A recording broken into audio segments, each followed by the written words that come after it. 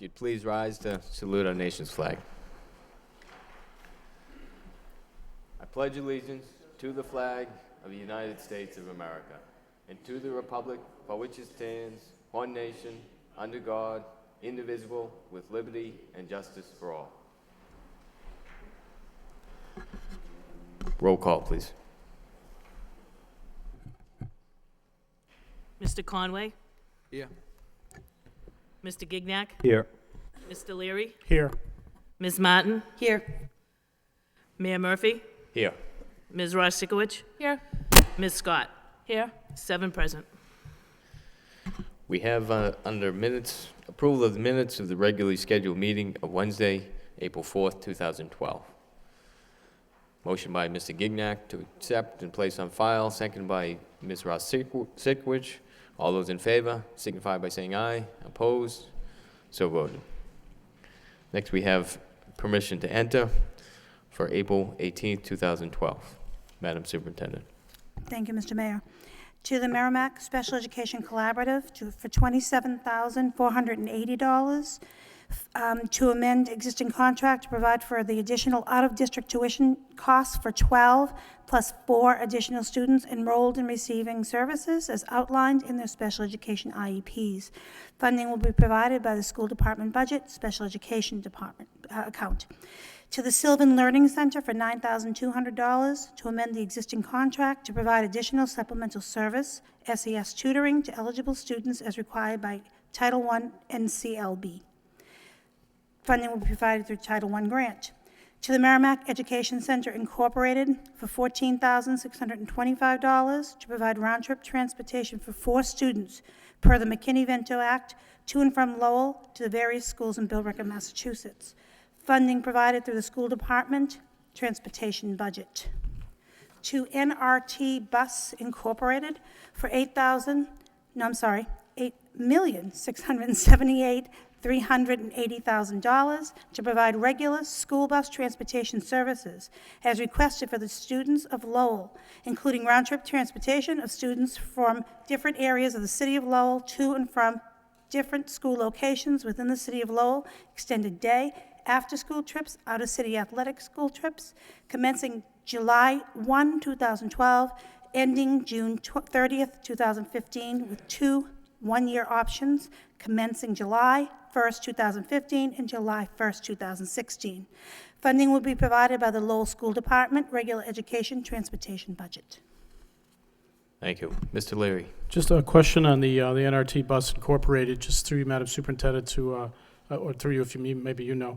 The contract itself, is it, as far as the gasoline and other costs associated with it, is that part of the contract number, the $8 million? Or is that a separate area where the former contract had a fixed price? Is this similar to that, or has it changed at all? It's same as the last contract. It's a fixed cost per day, per bus, depending on the trip. So there's a flat rate per day. The current contract calls for it's either $260 or $265 a day for a bus, and we do 3 trips in the morning with that bus and 3 trips in the afternoon because of the 3-tiered transportation system. The rate goes up from the $260 or $265 to $290 in the first year, and then $5 increments each year of the contract thereafter. So go $295, $300, $305. But it's an all-inclusive per bus per day. The committee can, right now it was locked in on the number of buses we currently have on the road. If we decide to increase buses or decrease buses, as long as we give notice to the vendor, we're able to do that, and you just pay the per day, per vehicle rate. All of the athletic after-school trips, field trips, things like that, the pricing for those trips is bid and included in this amount as well. So if you decrease it, then you'd have a decrease in the dollar value, obviously. Yeah, just the per vehicle per day. Just another quick question. How much more is this per year than it was to the preceding contract, just for the public's knowledge? For the first 3 years that are fixed, and then years 4 and 5 are optional, it's slightly under $300,000 more in the first year of the contract, 290 something, a little under 300,000. I think largely due to the requirements for the equipment that we have under the contract. We don't call for any vehicles that are older than 5 years old at any point in the contract. So the different vendors have to provide newer vehicles, so we don't have a lot of breakdowns and maintenance to the vehicles over the course of the contract. As you indicated earlier, there's no fuel escalation or de-escalation clause in the contract, so it's a flat rate. So the bidder is taking into consideration, right now, there's fluctuating gas prices, things of that. Diesel is probably close to $4.50 a gallon, but we're locking in for the 5 years at the particular rate, which I think is a good deal for us. And this is a bid contract, is that correct? Yeah, regular ed transportation is required to go out to bid.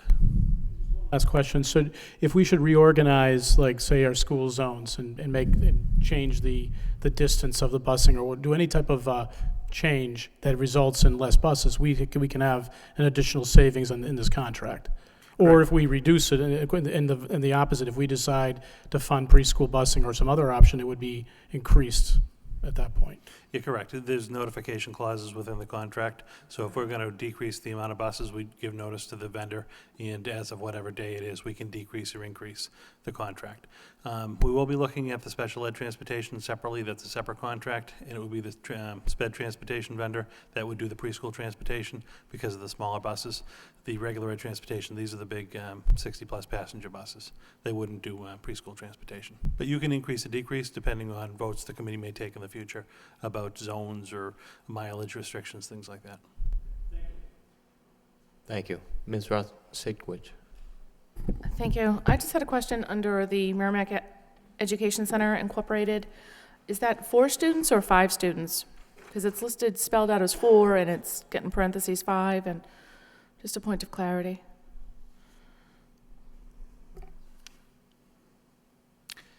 I'm going to guess it's 5. You got a 50-50 shot, so. Yeah, I'm going to go with 5. Okay. It was probably a cutting and pasting issue from the MEC one up above. Okay. Generally, the number in the parentheses is correct. This is actually, these are existing kids already at MEC. There was a tuition increase that was approved mid-year, so the contract wasn't made out for the additional increase. Okay. So this is just to go and add the tuition increase on mid-year to the students that are already enrolled. Okay. Now, my other question is, under the NRT bus contract, is our McKinney, our transportation for our homeless kids included in that, or is that a separate transportation cost altogether? Because we subcontract out to another company. The rates that we would pay for the McKinney rental transportation are locked, and they're included within that contract, and we allocate additional money through the regular ed transportation account to pay for those services. So the rates are actually included, what we're going to have to pay per bus in the contract, and it's allocated through the regular ed transportation line when it comes to the budget. Okay, thanks. Appreciate it. Thank you. Any further discussion? What's the wish of the committee? Move for approval by Ms. Martin, seconded by Mr. Leary. Roll call, please. Mr. Conway? Yes. Mr. Gignac? Yes. Mr. Leary? Yes. Ms. Martin? Yes. Mayor Murphy? Yes. Ms. Ross-Sikowicz? Yes. Ms. Scott? Yes. 7 yeas, approved. Next, we have memorials for Costas George Rikos, son of Paris Rikos, retired secretary to the superintendent of schools. Olga V. Costello, retired Cardinal O'Connell School paraprofessional. Paul Gasimus, retired Daly Middle School teacher. M. Patricia Royale, retired Daly Middle School teacher. And William Nangle, father of State Representative David Nangle, and Betty Marie McKiernan, adult education teacher, and uncle of the former school committee member John Leahy, Greenhouse school teacher Kathy Leahy Ramirez, and the Lowell High School staff Rosie Bubanis, and Michael Nangle, McCullough, and Mary Joffrey. If you please rise in a moment of silence in darkened chambers.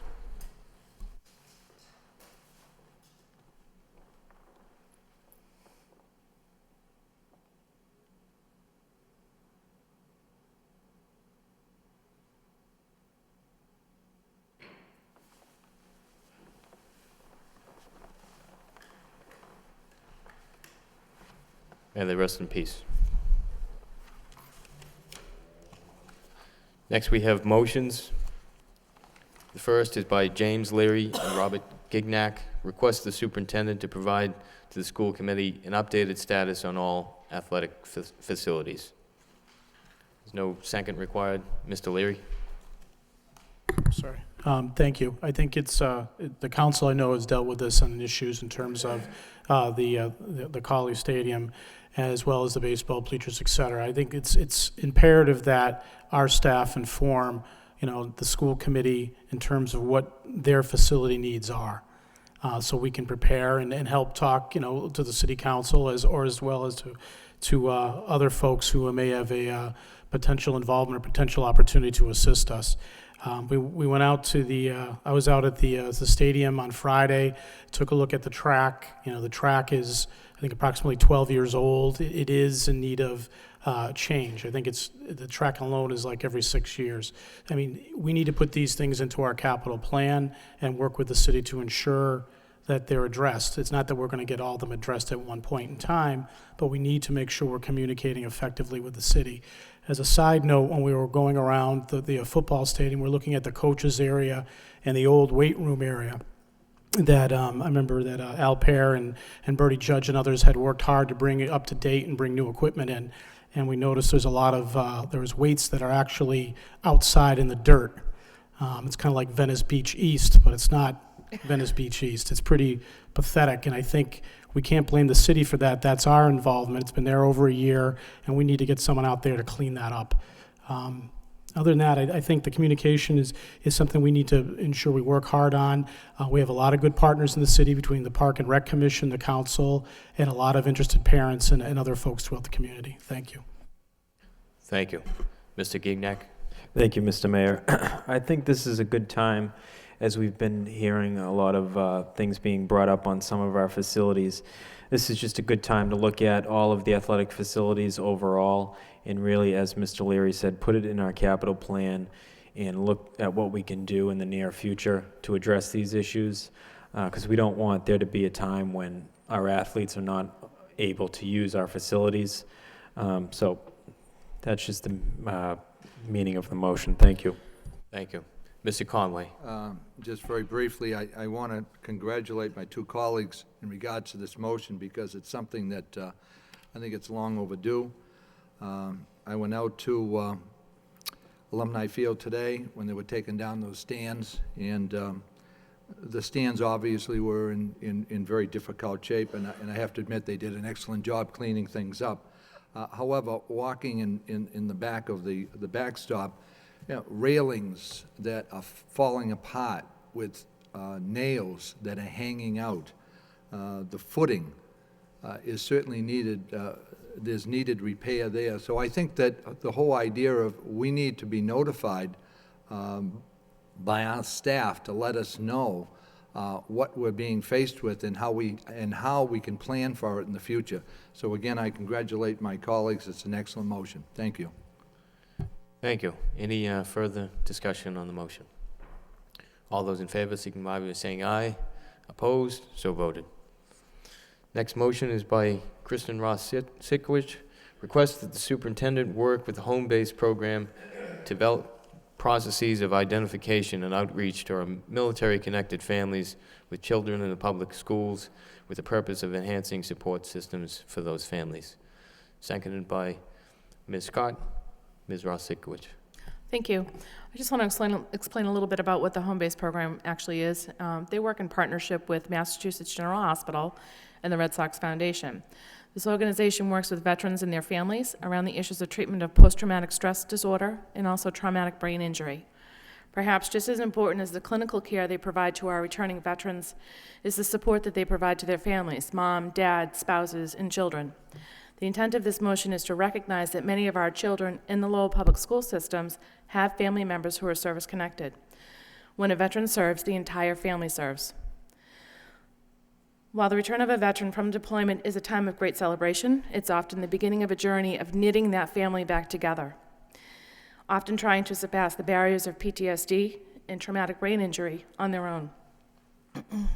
When a soldier returns home, the dynamic of that household has once again turned upside down as spouses, children, and family members readjust to having their loved one return. It is important to note that often when there is a disharmony in the home, our children potentially act out in school. Rather than labeling these children as at risk because of their behaviors, we're able to use the capacity that the home-based program provides. The home-based program has been actively working with school districts across the Commonwealth to formulate outreach strategies to service connected families in the districts. This service is provided at no charge to the school district, as the home-based program is supported entirely by private donor dollars. Thank you. Thank you. Any discussion on the motion? All those in favor signify by saying aye. Opposed? So voted. The last motion is by David Conway to ask the superintendent to request a report from all principals that includes an inventory of computers for each classroom, teacher, and their level of effectiveness, A through C. It is also requested that the report also include a list of teachers who do not have computers in the classroom. Seconded by Mr. Gignac. Mr. Conway. Thank you, Mr. Mayor. I think the school department obviously has been taking a look at inventory, but I think what is needed is to realize that the consultants, which we have mentioned before on this floor, that the consultants in technology have recommended approximately $28 million to be spent. And I think that everyone in here certainly would love to be able to fulfill that gap that we do have in technology. However, going forward, we're looking at somewhere in the vicinity of approximately $3 million. So I think we need to maximize our resources. I think we also need to make sure that whatever we buy is going to be is going to help that classroom teacher as a tool to go forward for everyone's education. And I think that what we need to do is to take a look to make sure, number one, we have computers in all our classrooms, that all our teachers have computers. And I think the gist of this motion would be to make sure that all our teachers do have them, and if they're not, if there are teachers that do not have them, I think we need to have a list of those individuals or classrooms. And also what I would like to see in this motion is how these computers would be ranked. And I think by using the state, should we say, grading system of ABC, I think that's extremely important to take a look at, to find out going forward with this money that we have, how many of these computers are in that C category that we know that we're going to have to perhaps we're going to have to replace in the very near future. So that's the gist of the motion. Thank you, Mr. Mayor. Thank you. Ms. Ross-Sikowicz. I'd also like to add on to that, and I think when we're doing this ranking process of the inventory in hand, that we assess the capability of perhaps increasing the memory on many of our systems that our teachers have, rather than throwing the baby out with the bathwater, so to speak. It's a lot cheaper, but also it increases the speed and capacity for each of those systems. Thank you. Thank you. Mr. Leary. No, it's a good motion. I think we're going to find it's going to be embarrassing. You probably have 80, 85, 90% of your computers that adding more memory isn't going to help it. That's how far off we are. And I think as a priority, as we go through writing the plan and budgeting this year, the first priority is obvious to make sure you got a fully functional computer in every single classroom. That's alone is going to cost us $1 million, $1.5 million going forward. And I think the problem is that we need to keep going forward and updating this in next year and the year after and what have you, and putting a plan in place that'll add where we need in a timely fashion. But it's a good motion. It's something that definitely we need to incorporate in our technology plan when we finalize it. Thank you. Thank you. Any further discussion on the motion? All those in favor signify by saying aye. Opposed? So voted. Next, we have subcommittee reports. The first is the Lowell High School Subcommittee report and approval of the minutes of the meeting of Thursday, March 29th, 2012. Mr. Conway. Thank you, Mr. Mayor. I'd like to say that this will be very brief, but chances are it's going to be a little lengthy, so I apologize in advance. And myself and Bob Gignac and Kristen Ross-Sikowicz from the Lowell High School subcommittee members, and Connie Martin was also present. And present from Central Office, Gene Franco, Superintendent, Claire Abrams, Assistant Superintendent. Oh, by the way, I want to give a special thanks for putting this report together. Thank you very much. And also Ann Murphy, Assistant Superintendent, and other individuals that were present. Ed Rosemerick, the headmaster, Dr. Wendy Jack, the Lowell High School Curriculum Director, Dr. Roxanne Howell, Discipline Operations Coordinator, Paula Barranco, Teacher and Administrative Intern, Jean Durkin, who was the Freshman Academy Director, Dr. Steve Coleman, Freshman Academy Student Service Specialist, Deidre Haley, Housemaster, Bob McCarthy, Housemaster, Dave Slattery, Housemaster, Maria Vejas, Housemaster, and Molly Sheehy, the Dean of the Lowell campus for Middlesex Community College, and also Maria Cunha, who was the Director of the Dropout Prevention Program and Out-of-School Youth Development Program for Middlesex Community College. So as you can see, there were a lot of people here at the meeting, and again, I'll try to just keep to the nucleus of this report. There were two issues that we were dealing with, the recommendations from the New England Association of Schools and Colleges, and also a motion that Bob Gignac and myself put on to ask the superintendent to direct the headmaster to develop programs and strategies that will help to improve or enhance the dropout rate, attendance, tardies, college admissions. And the last part to that one was also the guest speakers, and that's Dr. Molly Sheehy and Maria Cunha that we asked to step forward and help us out in this area. The first topic was reported by Dr. Jack. She discussed the unmet New England Association of Schools and Colleges recommendations from the last visit that took place in approximately 8 years ago. 8 years ago, we have another evaluation coming up in 2 years, and under the curriculum plan for the future recommendations was made to establish a process with sufficient financial resources and appropriate personnel for the revisions and development of the curricula. I think that one thing that did come out in the meeting, the fact that we did meet many of the recommendations, especially the ones that were not surrounded by financial support, and that obviously has become a problem. Under instruction plan for the future, recommendations was to increase resources committed to continuous improvement of instruction. Again, I want to touch on the just a few quick points here, and my colleagues want to jump in anytime and add something to it. I'd certainly be happy to hear that. Under the leadership and organization plan for the future, recommendation was to reduce the large number of classes with larger number of students, use alternative human resources such as parent volunteers to relieve teachers of non-instructional duties, implement a plan to assign each teacher a student load that enables him or her to provide sufficient attention to the needs of individual students. And again, it all surrounds the fact that it was a budgetary constraints, and that certainly is the theme in many of our programs that we have.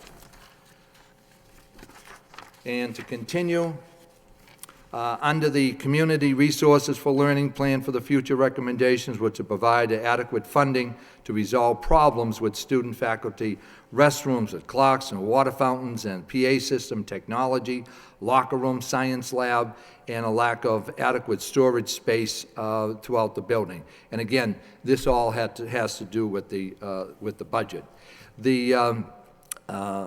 The next, as I said, the next visit will be in 2014. The second part to the meeting was to deal with the motion by Mr. Gignac and myself about developing programs and strategies that will help to improve or enhance the dropout rate, attendance, tardies, college admissions, and so forth. The headmaster discussed the following strategies and programs that are in place at the high school to improve the dropout rate, attendance studies, and enhance the college admission. And to be quite frank with you, I'm not going to name all of them. I'm just going to highlight a few of them here. Online learning for credit recovery, that's something we've talked about on the floor here, is something that's different and unique. Many of the other things that the headmaster mentioned, these are strategies that have been in place for a number of years. The Accurate Place prep courses, and also the Pathway to College, the Aspen Parent Portal, also the Blackboard Connect messages. These are things that we've put in lately, and certainly to try to help out address these problems. Ideas for future interventions or programs, the increase of data review, and also, as we talked about a little bit earlier, increase in technology. And also, it was talked about revitalizing the advisory period, perhaps making it something that might be more appropriate for student learning, and perhaps something that can help deal with the problems that we have facing us. As far as the college admissions were concerned, again, there were a number of things that we already have in place, and we were naming those. Freshman Academy, talked about the different things that took place in the Freshman Academy, and again, he gave a long list of those. The headmaster concluded that the plan to update or to revise these programs is always ongoing. He spoke briefly about the college fair, and that's something that I think was very interesting, that had occurred recently at the Butler School, and how he believed this type of program was extremely important in reaching out to the students at a very early age and letting them know, what they've got to look forward to and the opportunities that will be available, so that when they reach high school, they will be determined to continue to work hard and to enroll in a college or career of their choice. There were two individuals that we asked to come forward, Dr. Molly Sheehy and also Maria Cunha from Middlesex Community College. They've been long-standing employees over there, and they helped to enlighten us with some of the programs that we already have in place. And they talked about, again, many of the programs that help to keep our students in school. It certainly was an example of what an incredible partnership Middlesex actually is for our Lowell schools. The programs funded by the Lowell Public Schools were the Bridge Program, programs funded by Middlesex Community College and the Lowell Public Schools in coordination. We have the Dual Enrollment Academy, the Student Conflict Resolution, programs that are funded through Middlesex Community College grants, with the Educational Talent Search, the Gear Up, Improvement Student Writing Skills, Latino Connections, MCAS Pathways Transition Program, the Middlesex Career and Technological Education, Upward Bound, Vertical Teams. Again, these are all programs that are working to try to improve our attendance and try to cut down on our dropout rate.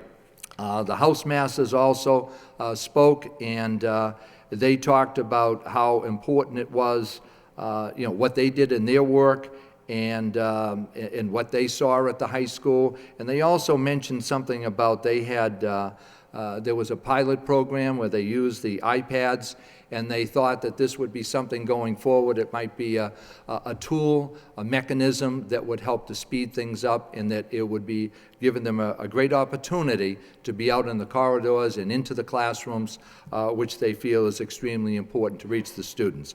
And we ended that meeting right after their thoughts on what was going on at the high school. So I think it was an excellent meeting. There were a lot of people that contributed, and I thought it was I think there was an excellent group of people that we brought together, and that was the end of the meeting. Thank you, Mr. Mayor. You're welcome. Any discussion on the report? All those in favor?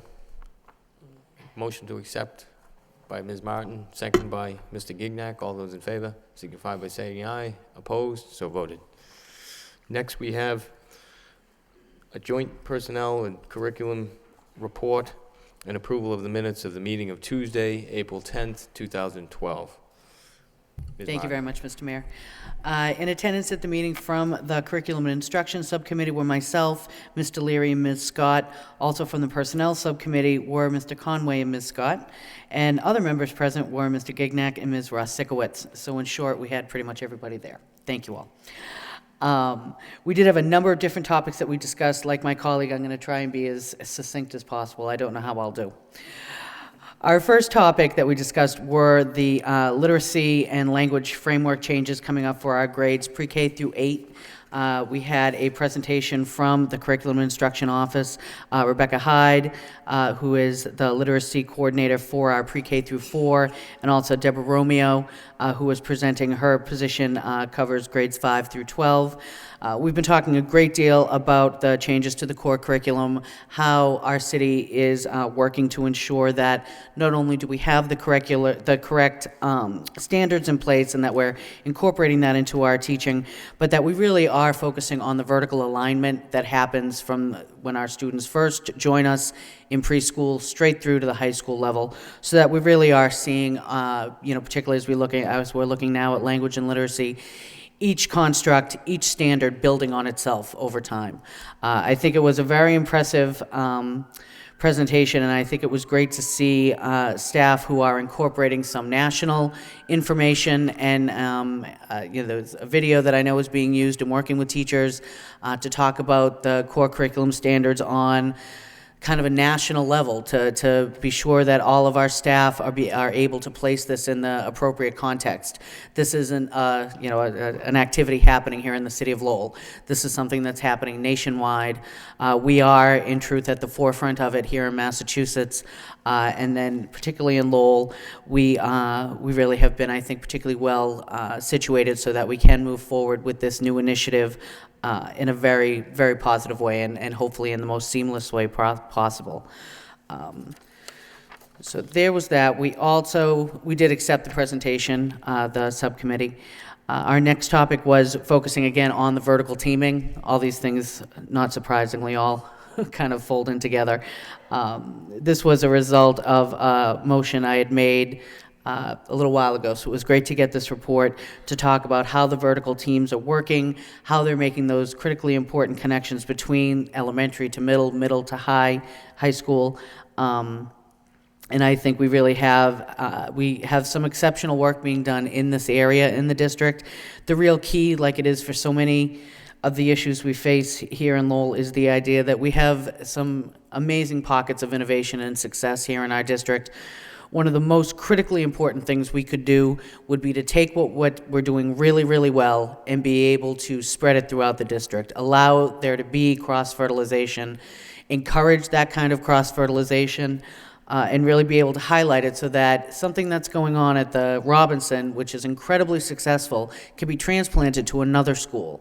And it really kind of, it allows us to cut down on that reinventing of the wheel every time we face problems, because here in the city, certainly, our population, we face a lot of the same issues at all of our schools, whether it's specific to curriculum or beyond that, to be honest.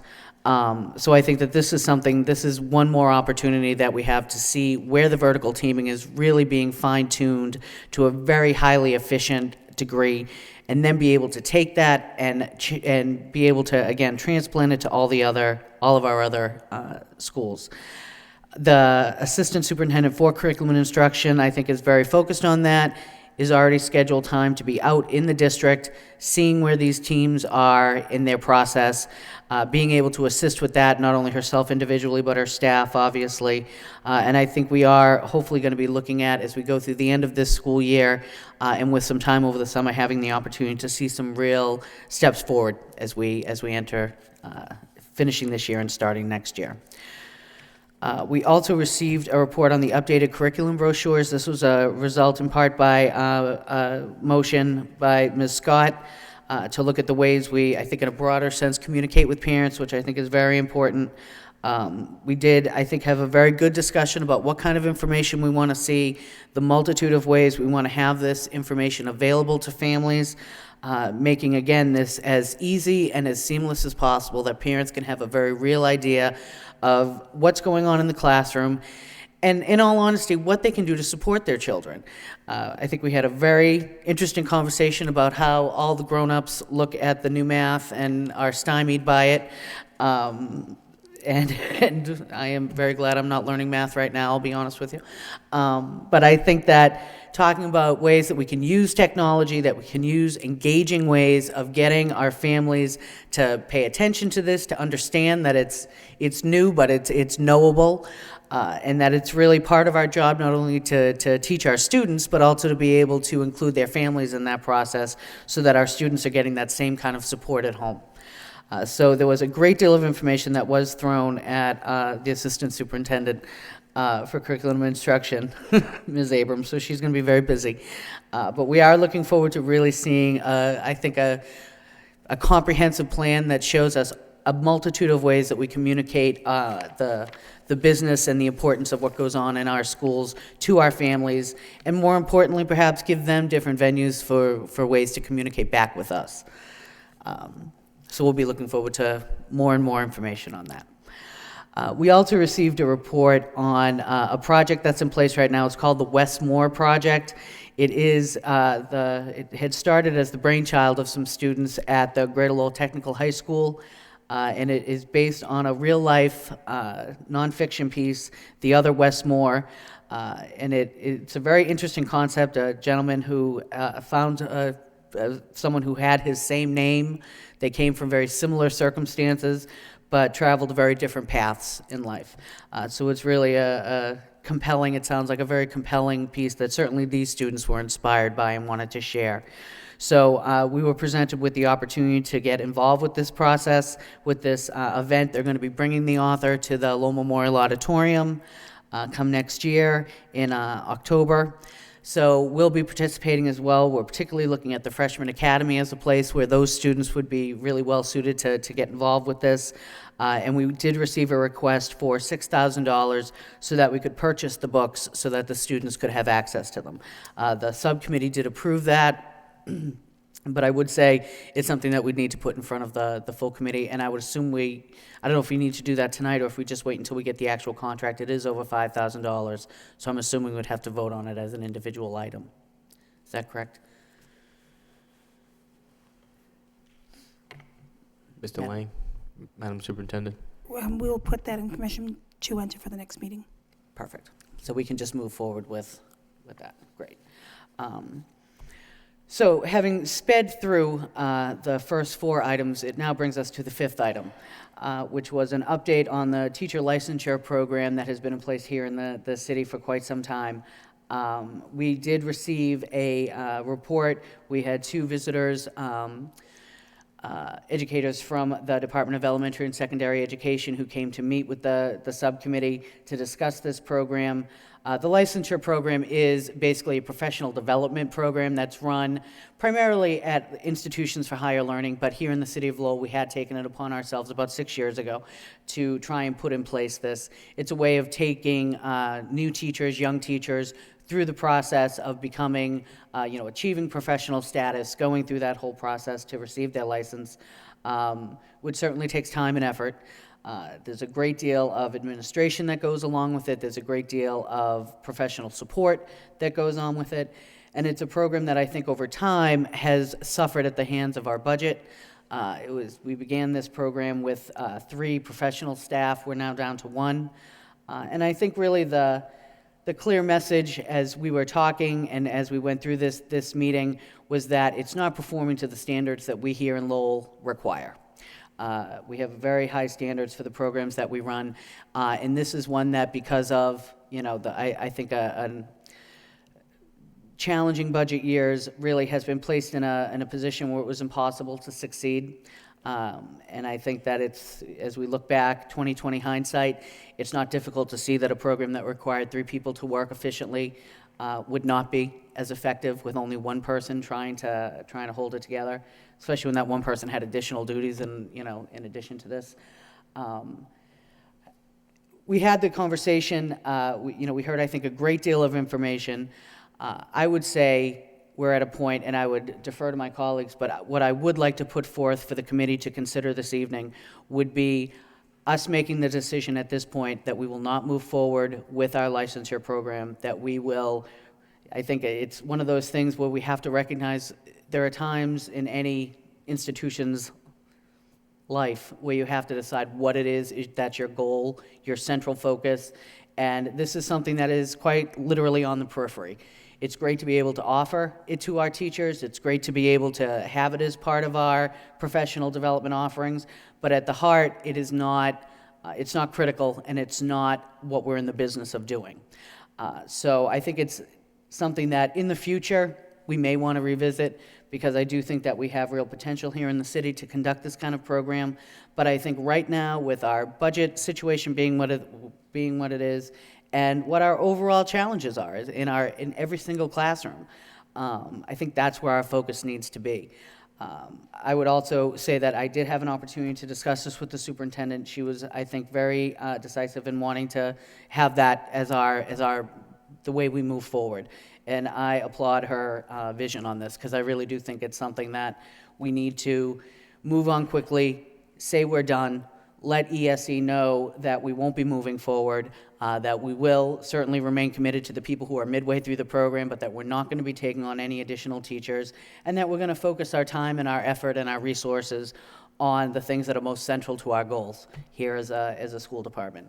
So I would put forth a motion, Mr. Mayor, if I could, that we at this time end the Lowell licensure program here in the city and inform the Department of Elementary and Secondary Education that that is our intention to complete and support the people who are currently in the program, to take them through the end, but that we will not be accepting any new applicants, any new teachers into that program.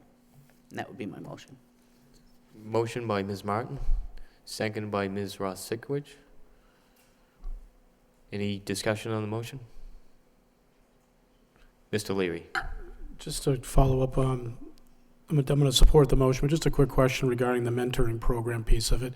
How does that get affected in this whole discussion? The mentoring program will still continue in its intended capacity. The difference with this particular program was it's for teachers who do not have, right, it's initial. So there was a whole group of other standards at that particular meeting. The members of the Department of Education that joined us talked about the rigorous standards. There are 6 standards. They're not sure if that's going to be increased in the not too distant future. And so there are 6 school visits that have to happen, as well as coursework. So this is another additional kind of program. It's for that regular initial, and that's more detailed. Actually, in most cases, sometimes this is mid-career changes, and so people have to have other coursework that is offered similar to the Lowell program, but there are additional coursework. It's actually the number of visitations and the support, an individual support that has to happen in this initial licensure program that is pretty intense. And it's difficult for us at this particular point because we're almost planning in the dark. The standards aren't quite firmed up. We're not sure how many participants we will have, so those are all the issues that I consider to No, thank you. And I think, so the mentoring program will continue. It's not part of this. I think that Ms. Martin said it well. We're going to begin a discussion about goals and putting together the school department goals for the next 5 years, which we've been absent goals for three and a half years. We need to align our finances to meet what our overall goals are. And if this is objective is not part of that process, then we need to, as Ms. Martin said, move on. But at the same time, supporting the folks that are in the middle of the program. Thank you. Thank you. Mr. Gignac. Thank you, Mr. Mayor. Just a quick question through you to the superintendent. How many individuals are currently enrolled in this program? There are no participants at this particular point. We finished with anybody when we were having to apply for continuation. At that particular point, both Ms. O'Connor, who's been running this program for us, and myself just said, let's give people other options, other programs. We referred them to other programs because we weren't sure what was going to happen. So we don't have anybody right now in the pipeline. We have lots of people in our Lowell Teacher Academy, but we do not have anybody in this beginning preliminary state. At this particular point, we directed them to other areas. And do we have a relationship with another similar program? I know that we're pushing some into different directions, but do we have a strong relationship where we can sort of funnel these interested teachers towards? Yes, Mr. Gignac, we work on site with Hampshire Educational Collaborative, HEC. They have been providing courses for us and in collaboration with the Lowell teachers for a number of years. There also are other programs. One is called Measured Progress. There are programs in the area.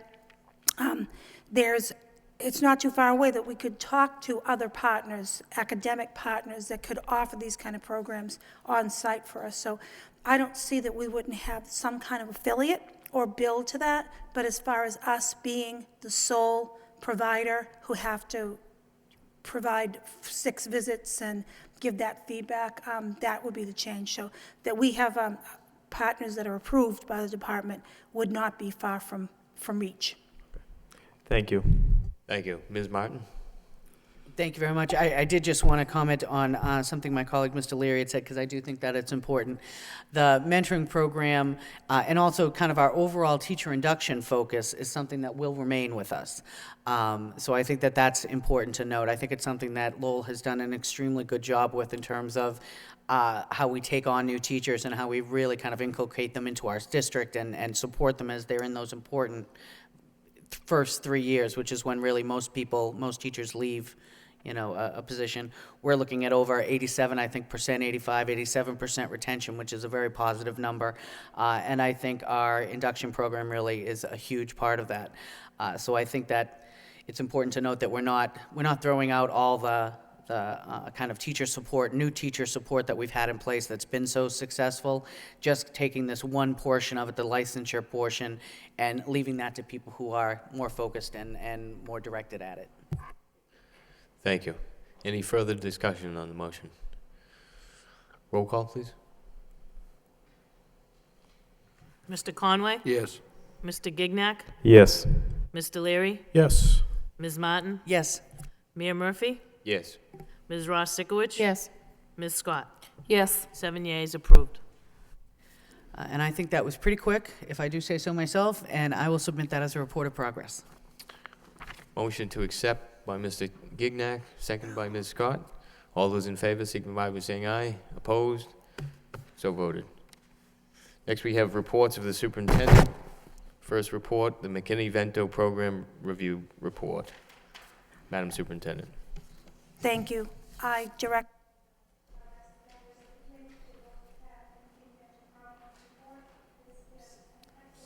Sorry.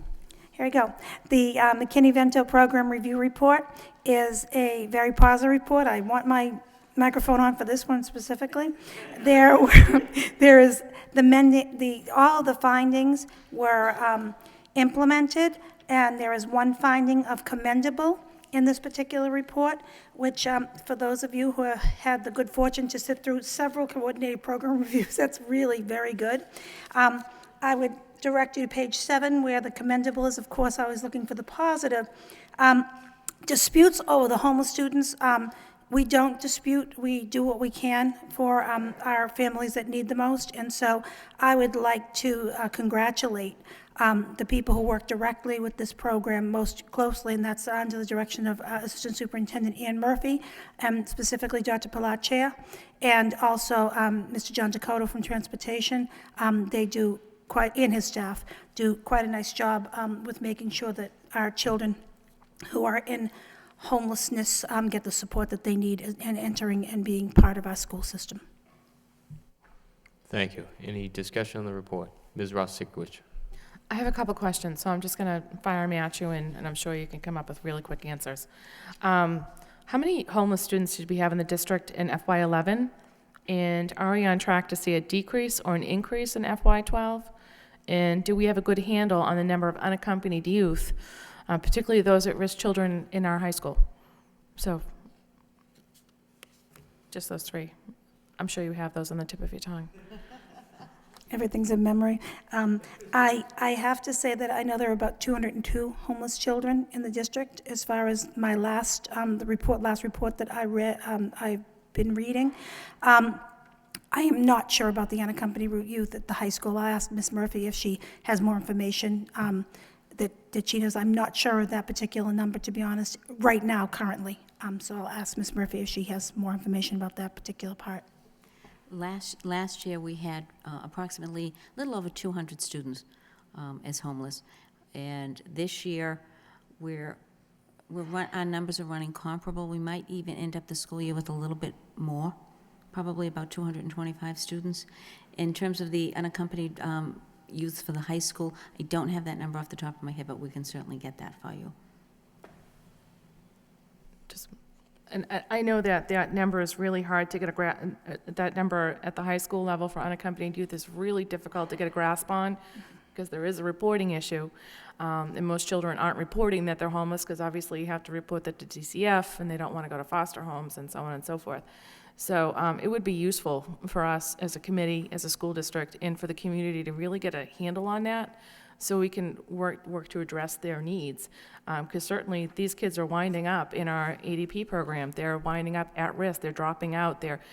So we really need to wrap those supports around those kids. Just my opinion. Thank you. Any further discussion on the report?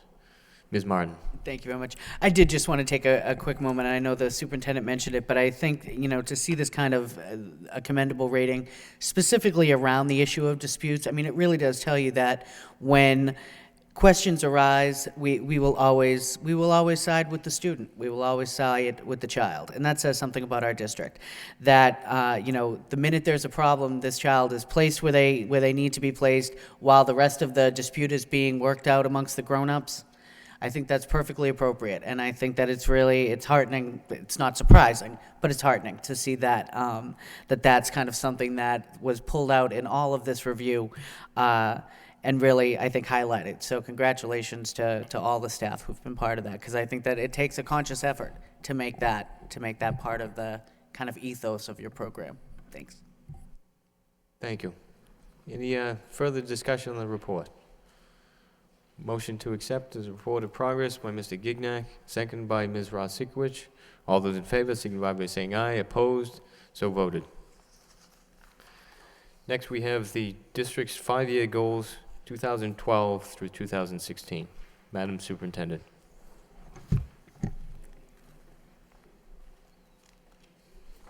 Okay. I am presenting a PowerPoint presentation, and as far as I'm concerned, it's on. So let's hope for the best.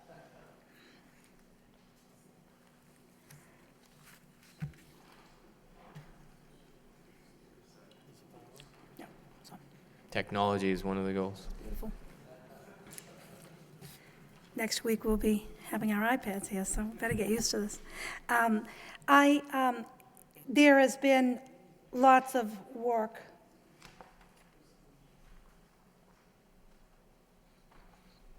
that we have been accomplishing.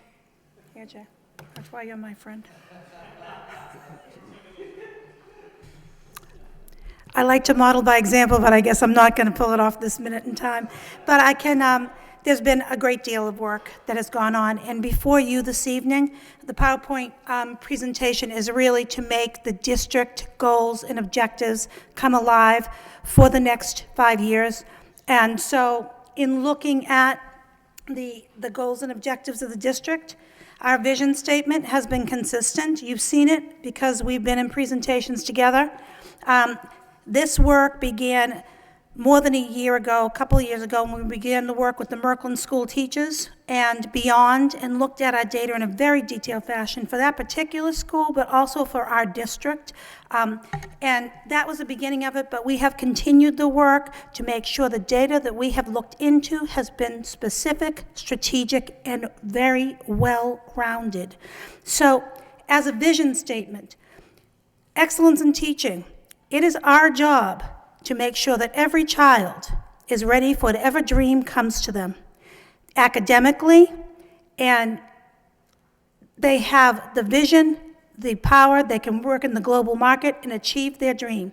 This work is all about that. If you look at the core values of the school system, as you know from the last report, we believe in the power of every single child. Every child can perform to high standards, giving the right time and support. Additionally, teachers, when given the right, they can teach to high standards with the right conditions of support.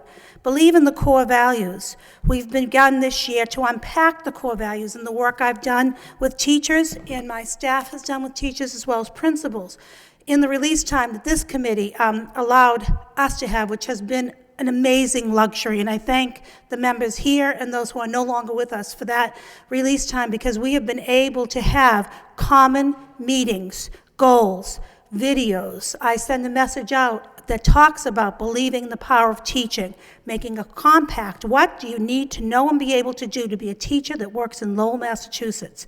It is a particular calling. You can work anywhere, but if you want to work with our kids, there's a commitment that we expect. And so that's the work that is behind all of our classrooms. What happens between the teacher and the student is the most important work.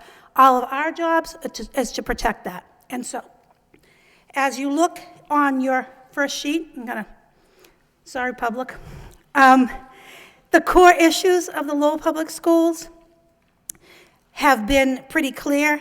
It's communication, oversight, and shared leadership. And as you will see through the document, those are parts of the goal all the way through.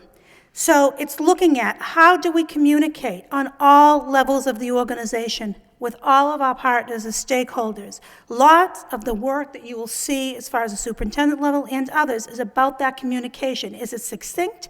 Is it immediate? Is it the kind of communication that people expect in these days? We have work to do in that area.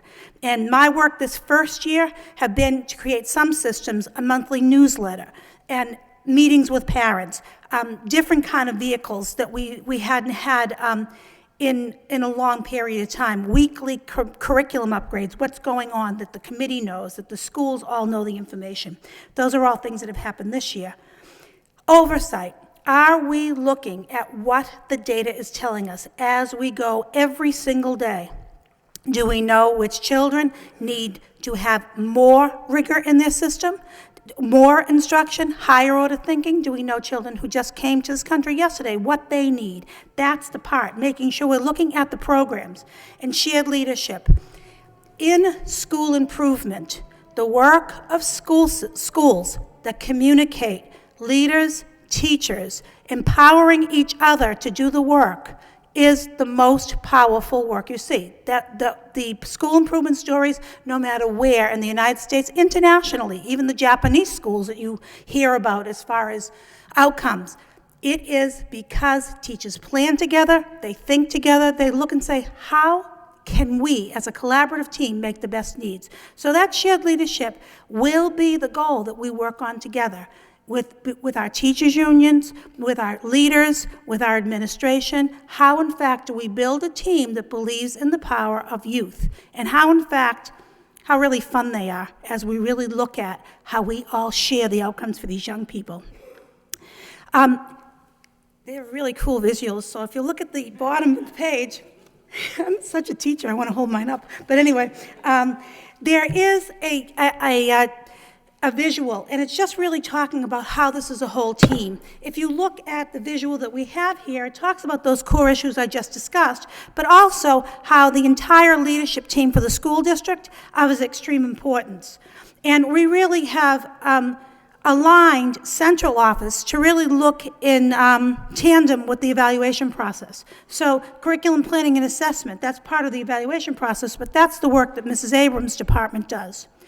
Professional culture also being part of that. So that's professional development and planning.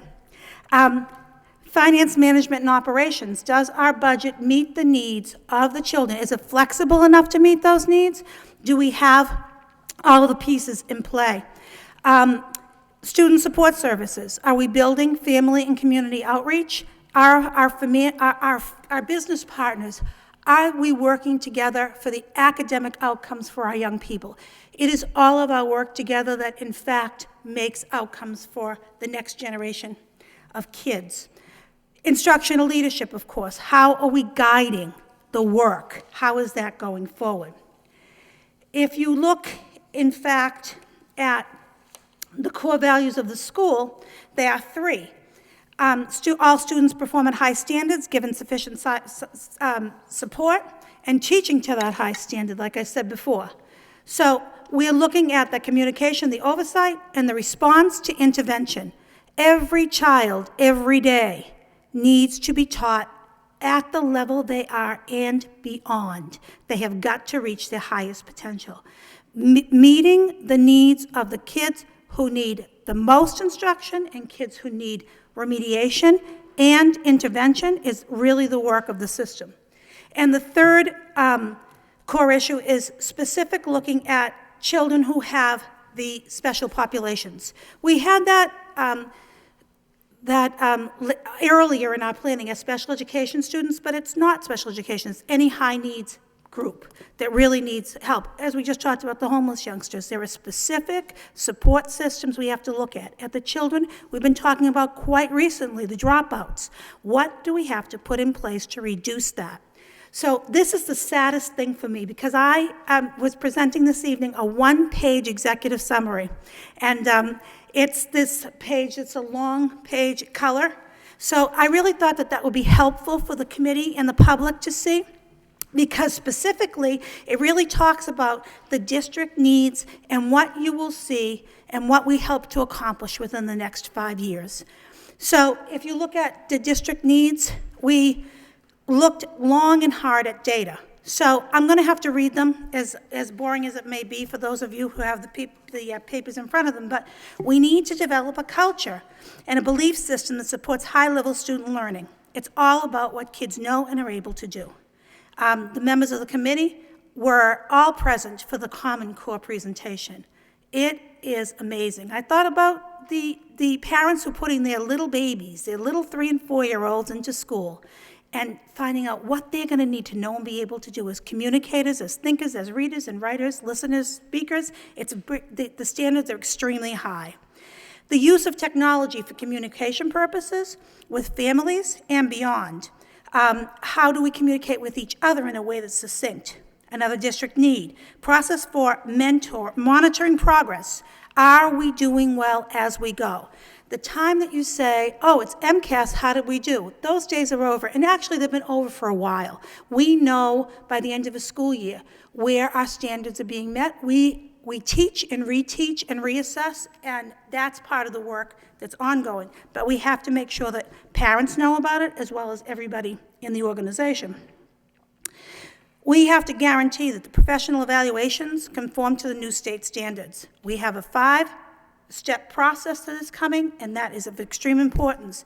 Interestingly, for a person who has evaluated or is in the process of evaluating over 20 people, about 25 people, when you look at the goals and objectives, the way the new evaluation system is aligned, you can tell who's on your team 100 times over. It is very clear. And I have to say that it has been really informative for me to have been using this process, and actually it's going to be even more informative as you evaluate me and we use the process at another level. But it has been really useful. And so we are working with the teachers union about how we're going to look at the teacher evaluation part of the new process.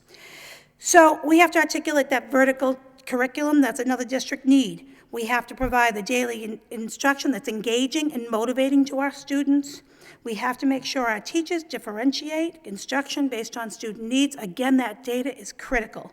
And then, again, make sure that we challenge those kids, a high-need group, kids, even the highest performing kids at or above grade level have to be challenged. It's extremely important. Ensure that the English language development is occurring for kids with English language LEP status. And then there are new standards when you look at educating the whole child, which is the social emotional standards. What do kids bring to school? What do we have for family support?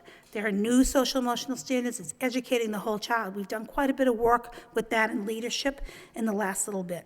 So that comes to the core issues, which we already spoken of. The district initiatives that will happen within the next 5 years: create systems of support for collaborative planning, support leaders' personalized development. So now when you do your evaluation process for leaders and teachers, you have your own personal learning goal as well as your student academic achievement goal. Also, we'll align the curriculum guides with the Common Core standards. We are well on our way. Lowell has an amazing group of practitioners, teachers who have volunteered to join the state process this particular summer. Including families and community partners in our district planning is another initiative, and upgrading our technology systems. It's very important, and I know it's costly, but the methodical way that this committee will support that work is of extreme importance and will change the face of how we instruct young people. Developing issues, innovative uses of financial support, so how are we using our funding to make sure we support what's going on? Using data to improve instruction, using tiered instruction for differentiation, so there's an enrichment. There's also intervention and remediation for children as they need it, as they go. And so planning across grade levels. So vertical planning, horizontal, making sure the instruction is good in every classroom. And then professional learning and giving more support to understanding children's social emotional needs. This is a time where we have lots of needs all around us, and so that's very important. Another district initiative is how we can expand early childhood programming. We've talked about that in subcommittee. We've talked about it publicly. How, in fact, can we expand children's access? We have over 120 students now that have not accessed preschool. We are having a summer school program, but that's a lot. There's a lot of kids, and so we are really looking at what kind of program are we going to need to get those kids up to speed, to be able to become fluent readers by 3rd grade. That's the ticket. They have to be able to be fluent readers by 3rd grade, or they will, in fact, not, it will be very difficult for them to catch up if reading by 3rd grade is not up to speed. The next column that you see in the executive summary are the words that the Department of Education uses. These are the essential conditions, the 11 essential conditions. You've heard me speak of them before, but it is what this district and other level 4 districts are measured by. It is what the Merkland School is measured by to make sure we make our progress over time. So systems, support, effective school leadership, principal staffing authority, so principals make the decisions on the staffing, family and school engagement, strategic use of resources, and adequate budget authority. Aligning curriculum, effective instruction, student assessment that's tied so we know how kids, we know as we go, is how I say it in the field. We know when kids are developing problems or if they're excelling, we know how we go. And then professional developments for collaboration, and then tiered instruction. So those are the state guidelines for the essential conditions. So you, as a committee, would want to know, so where are we going to be in 5 years? District goals. Every school will be accessing the systems of support. I would be overseeing that as a superintendent. Are you using the support systems that are in place? The attendance rate improves from 93.3% to 94%. It's hard to move the attendance rate, but we want that to improve. The percentage of the dropout rate decreases from 4.9 to 3.5%. Now, when we were looking at the dropout rate, this is an ambitious percentage. I wanted people to know that the recommendation was about 4%. But I'm pushing this because in our work together to decrease that dropout rate, we have to do more early intervention. We have to do more support systems for young people going to high school that aren't prepared. And those are things we're going to have to look at as an administrative group that leads this school system. So we, at a minimum, want to make that kind of progress over the next 5 years. That we continue to have at least 90% of our highly qualified staff staying. Lowell's been at least 90% within that range over the last, since we had the induction program begin. That all of the school goals at the bottom, 100% of the unified district improvement goals and the unified school improvement goals have specific measurable outcomes. That is manageable by the district. It's manageable by me as superintendent, who looks at the goals of the principals and all of the schools. Curriculum guides are present and being used in every classroom, and we have that vertical articulation nailed. We talk about it. We talk about how difficult it is. Within 5 years, we want to know what kids know and what they're able to do at each grade level. And then again, that for data purposes, that we double our advanced category. We don't know how Park is going to be, but there will be advanced. And there will be needs improvement, I'm sure, in the future. So we double it from 6% in ELA to 12% in the highest level, and from 12% to 20% in mathematics within the next 5 years. And that the median student growth percentage increases from 46 to 54, and in ELA, and from 54 to 59 in mathematics. So that you will see that growth. Now, it's very, I wanted you to all see the pages that kind of could be at a glance. So that's what this visual is, to see outcomes. Beyond looking at 5 years, of course, it will be broken down in the annual goals of the superintendent, as well as the annual goals that I collect from everybody. So it'll be broken down so we can see what do we expect every single year. So those are the pieces that I wanted people to look at. Now, as you see the other pages,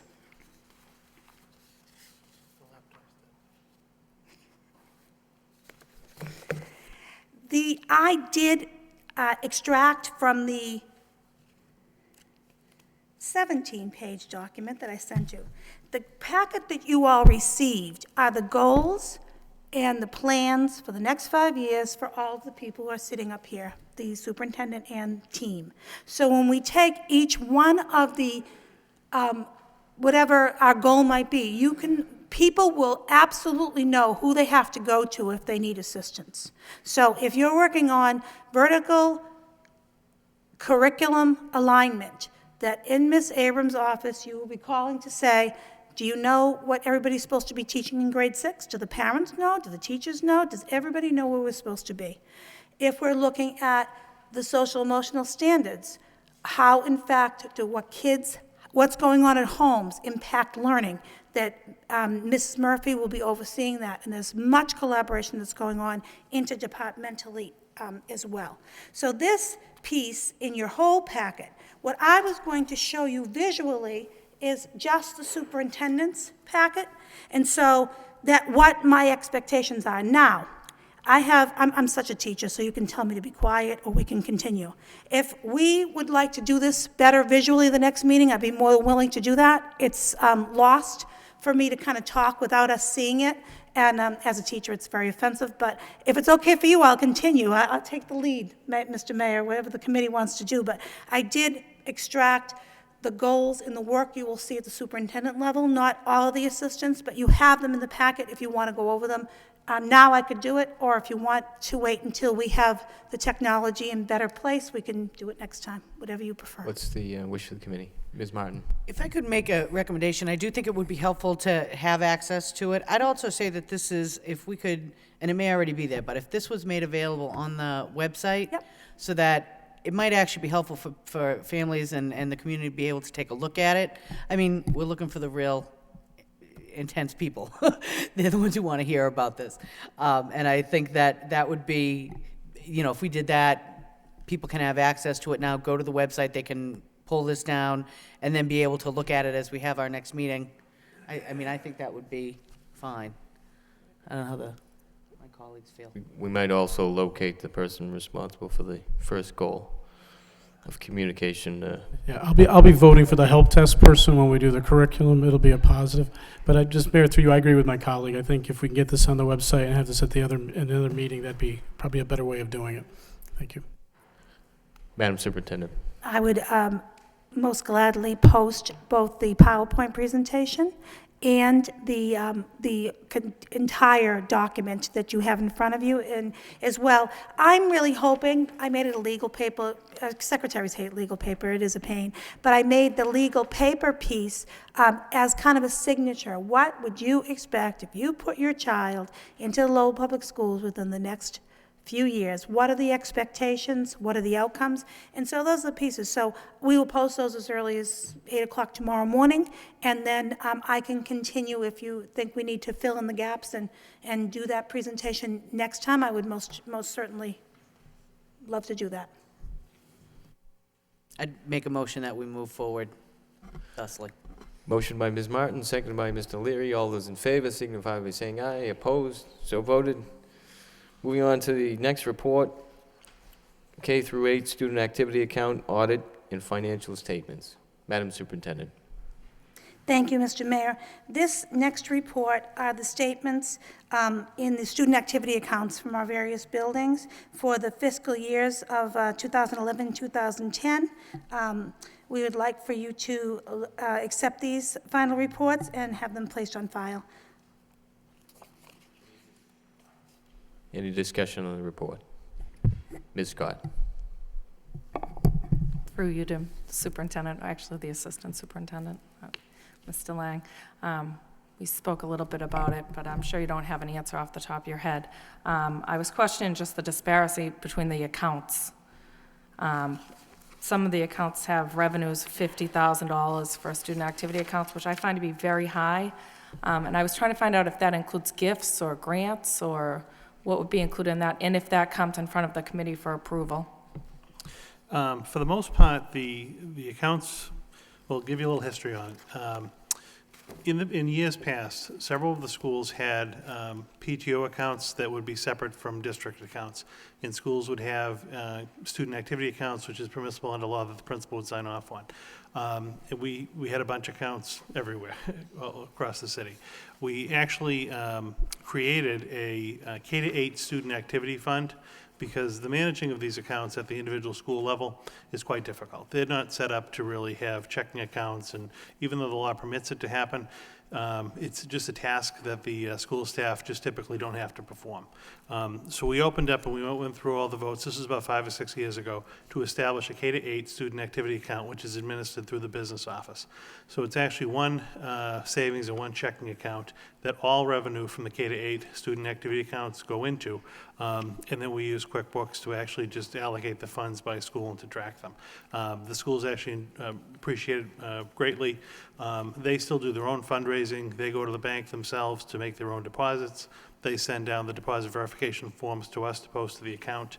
If they need a check, they submit a request for check with proper backup and whatnot through the business office, and we process the checks for them. And it took a lot of the administrative function of that out of the schools, and it was much appreciated. At the same time, you had schools that would have PTOs, and a number of PTOs actually had their accounts opened using the city's tax ID number, which you can't do. So if a PTO wanted to have their own account, they could use some social security number, they could go and incorporate themselves and get a state tax ID number, but you couldn't use the city's tax ID number. You know, with the rollover of staff and parents that help out on PTOs, not a lot of people wanted to take the ownership of that. And you'd have the year-to-year change in office, and there was a lot of forms that went along with it. So it was a great opportunity to let the PTOs channel their money through the school K-8 student activity account, because it's controlled, it's audited annually, and there's less hands in the money with the account. So that worked out well. I would say over 90% of our schools, this is actually the school fundraising plus the PTO fundraising. They don't maintain separate accounts. There are still a few schools that have their own PTOs, that have their own accounts, not opened up under the city's tax ID number, but a representative of the PTO, social security number or tax number, which is legal and permissible. That could explain a little bit of the fluctuation. There are not significant gifts or donations that go through here. Every once in a while, the school will write like a $500 donation thing to Target or one of those stores, but not significant gifts, because that would be handled more like a grant that would go through our grants office. A few of the schools do work with, say, CTI is one of our after-school providers, and those schools actually receive a monthly revenue or a fee for the rental of the facility.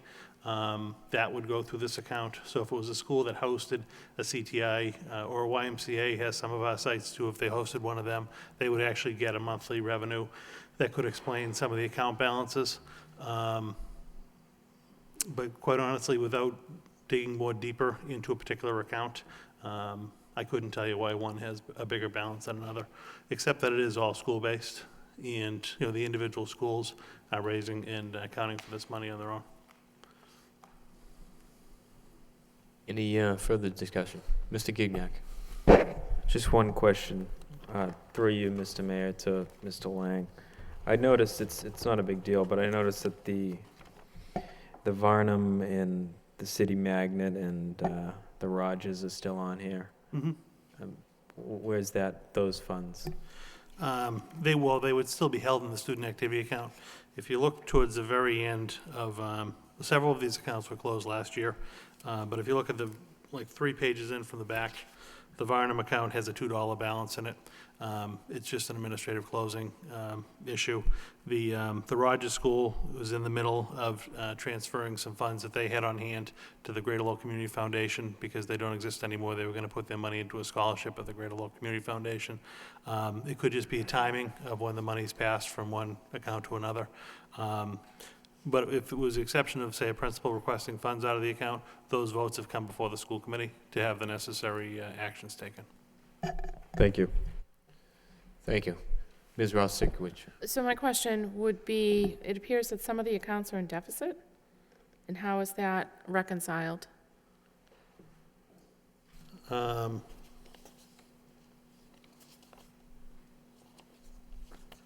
Which ones? Okay, I'm sorry. It looks like you were just talking about the Rogers account, that appears to be in deficit at $826. And then beneath that, the Shaughnessy is in deficit $1,331. So my question would be, how is that reconciled? Is that covered by, certainly not covered by the district? I mean, is it incumbent upon each of those, for instance, now the Shaughnessy to raise those funds to cover that deficit? Yeah, if you look at the case of the Shaughnessy, again, these financial statements are a snapshot in time. So this is account balance as of June 30, 2011. The Shaughnessy actually has 3 sub-accounts. A few of the accounts are in the positive and one is in the negative. It could be just an accounting issue in the individual fund. The other one with the negative 826 is the Rogers. I could find out for you. I can get back to you at the next meeting on that one. Thank you. Ms. Scott? You can correct me if I'm incorrect. I'm sorry, through you to Mr. Lang. Rental revenues for fees, like you said, for CTI, or I see scholarship accounts. I thought it was only supposed to be student-driven fundraising on a student activity account, if I remember correctly. It's fundraising to benefit student use, student purpose. So the CTI or the YMCA sites, I think there's 4 or 5 in the city. Historically, those schools have always received some type of a subsidy for housing those programs in the buildings. Those funds have always gone towards the student activity accounts at the schools because there is somewhat of a not a burden, but there's extra responsibility and restrictiveness of facility use because of those groups being there. So those funds have always gone to benefit the students at those particular schools, as opposed to if it went into a general fund to benefit everyone. They've always benefited the schools that actually give out the space or use the space. The purpose of student activity funds is to derive use for school and student, for student direct purpose. Most of it is fundraising, but again, you would find, what was it, you mentioned the rental, but there was another one you mentioned? Scholarship funds. Scholarships, well, some, I had never seen, I've been doing a PTO checkbook for a long time, and I'd never seen fundraising balances this high, or even a fifth of the value. So it's Right. just, I was curious where they were coming from. so a lot of these schools do raise funding to give out scholarships to their students when they go on to either high school or college. Most of those funds at this point have been transferred to Greater Lowell Community Foundation because they can actually manage them better than the individual schools can, and they can also invest the money to earn better interest than we can in the account. But that has always been the practice. If a school wants to do scholarship fundraising, most of them will give out the funds the same night that the high school honors night, when they give out the awards. They'd give out their scholarship that night also to kids that went to their specific school. But they set up their own criteria and award a scholarship. Thank you. Any further discussion on the report? Motion to accept is a report of progress by Ms. Rosikowicz, seconded by Mr. Leary. All those in favor signify by saying aye. Opposed? So voted. Next, we have convention and conference requests. I'd entertain a motion to take the first 6 together, items 14 through 19. Motion by Mr. Conway, second by Mr. Zigzag. All those in favor signify by saying aye. Opposed? So voted. Motion to approve by Ms. Rosikowicz, second by Ms. Scott. Roll call, please. Mr. Conway? Yes. Mr. Gignac? Yes. Mr. Leary? Yes. Ms. Martin? Yes. Mayor Murphy? Yes. Ms. Rosikowicz? Yes. Ms. Scott? Yes. 7 yeas approved. Finally, we have an item under conference requests. Mayor Patrick O. Murphy, Superintendent Gene Franco, UTL President Paul Georges respectfully request permission to travel to a conference entitled Collaborating to Transform the Teaching Profession in Cincinnati, Ohio, from Wednesday, May 23rd to Thursday, May 24th. All costs will be paid by the U.S. Department of Education. What's the wish of the committee? I would move to approve that you go to Ohio.